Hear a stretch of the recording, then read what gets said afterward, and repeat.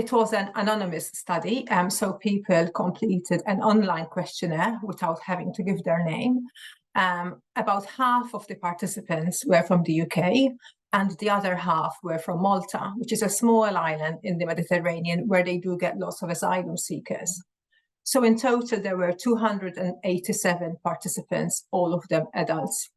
And each participant was asked to think about a Ukrainian or a Syrian or a Somali asylum seeker. And then they were asked the same questions, and I analyzed the data and compared their responses. So I asked people about how much prejudice they feel, perceived threat, so how threatening do you think asylum seekers are? I asked them about emotions, so if you feel positive emotions like sympathy, or if you feel negative emotions like feeling angry at asylum seekers. And attitudes to help, so for example, think they should receive help with their education. And then I compared results. And what I found was that Syrian and Somali asylum seekers were seen very similarly, but Ukrainians were seen differently and more positively to the Syrian and Somalis.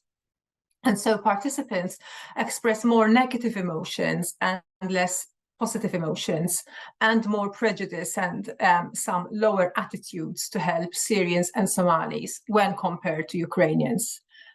With regards to perceived threat, so how threatening people thought the asylum seekers were, there was no differences between the groups.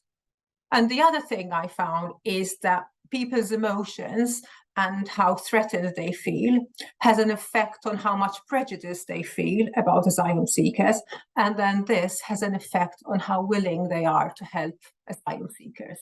I wanted to investigate whether Ukrainians, Syrians, and Somali asylum seekers were seen differently.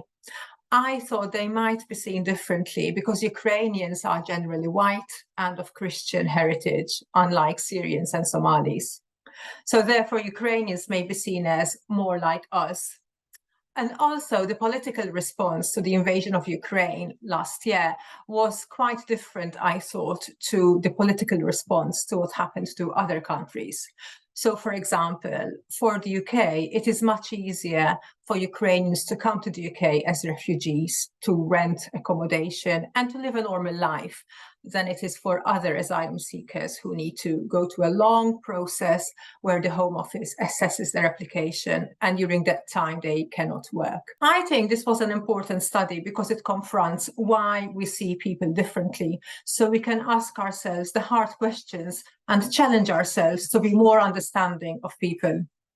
So I'm doing another study at the moment, and I'm asking people if they think refugees bring any benefits. So that's an interesting question to answer, so we can try and start thinking about the positives that people might see about refugees.